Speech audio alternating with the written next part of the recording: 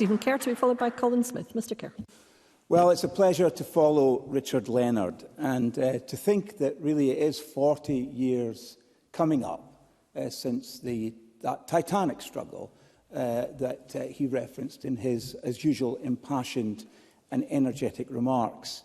And so it will be 40 years since Richard Leonard and I at Stirling University first crossed swords on issues relating to the government of our country at that time. And he has lost none of his passion, none of his conviction. And I admire that. I admire politicians who have principle and who have convictions and who have passion.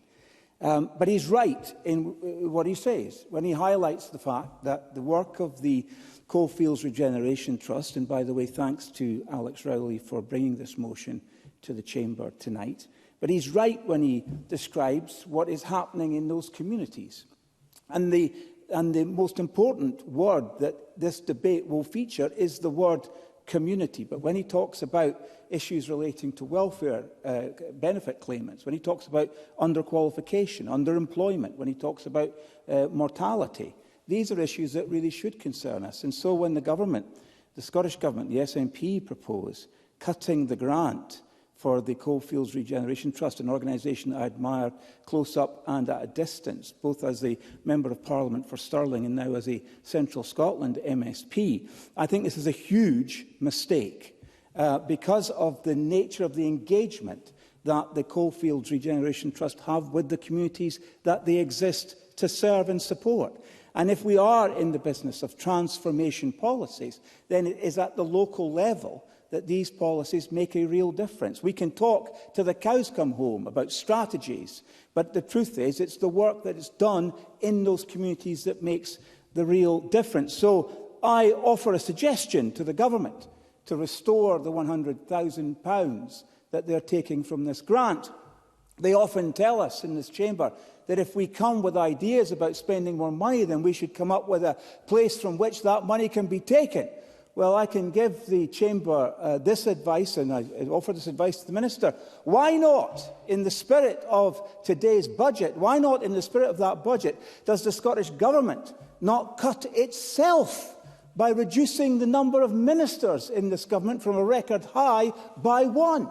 And that would free up more than £100,000, which could then be directed towards the work, the excellent work, that the Coalfields Regeneration Trust do in Scotland. Now, with the little bit of time I have left, let me just add these comments, because community, as I said earlier, is the most powerful word, I think, that we will hear in this debate. And community is something that Scotland, especially our working class communities, were renowned for and should be renowned for now. And we need to support community. And that's exactly what the Coalfields Regeneration Trust do. Now, there's a group. I will, yes. Briefly, Phil McGregor. Thank the member for taking intervention. I'm glad that he is supporting the Coalfields Regeneration Trust, and I think the people in the gallery will be grateful for that as well. But does he not have any sense of hypocrisy that he is almost through his speech and has not talked about the UK government's role in the decimation of mining communities like mine over the years? And is he not even going to mention it, or is it just an irrelevance to him? Stephen Kerr. Of course it's not an irrelevance, but we're talking about the work of the Coalfields Regeneration Trust. We can have a historic discussion, if you like. We can talk about that outside the chamber. I'm more than happy to talk about the issues that prevailed 40 years ago, but we're not in an episode of Doctor Who, and we can't be transported back 40 years and revisit those issues and make any tangible difference to what has happened. But what we can do is highlight the fact that the government that the member supports has just cut £100,000 from a vitally important source of funding for the work of this trust, and that should be reversed. I can see that I'm probably out of time, so I'm just going to very quickly mention, with your permission, Deputy Presiding Officer, earlier this year, as an example of community, earlier this year the people of Reading commemorated the 100th anniversary of the Reading pit disaster.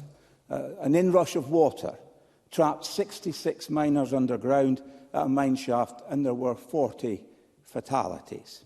40 families who were impacted by one of the worst mining disasters in Scotland's history. Now, there are a group of very good people who have kept, as has been referenced in relation to another pit disaster, and there are good people who have kept the commemoration going. Hundreds of people attend these commemorations every year.